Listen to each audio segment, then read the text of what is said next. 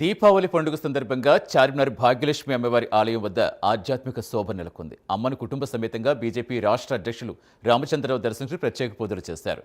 ప్రజలు సుఖశాంతి సంతోషాలతో ఉండాలని అమ్మవారిని కోరుకున్నట్టుగా తెలిపారు రామచంద్రరావు.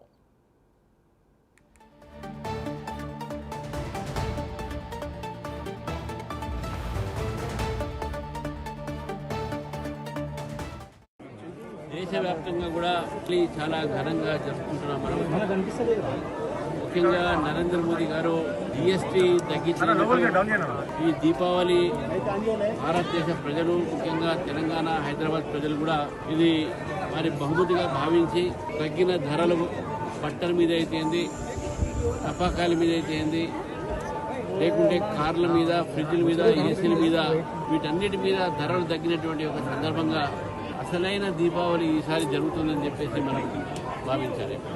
ప్రధానమంత్రి గారు దీపావళి నాడు మన ఒక సైనికులతోని దీపావళి జరుపుకుంటున్న నేపథ్యం కూడా మనం చూస్తూ ఉన్నాం. కాబట్టి దీపావళి శుభాకాంక్షలు తెలంగాణ ప్రజలకు.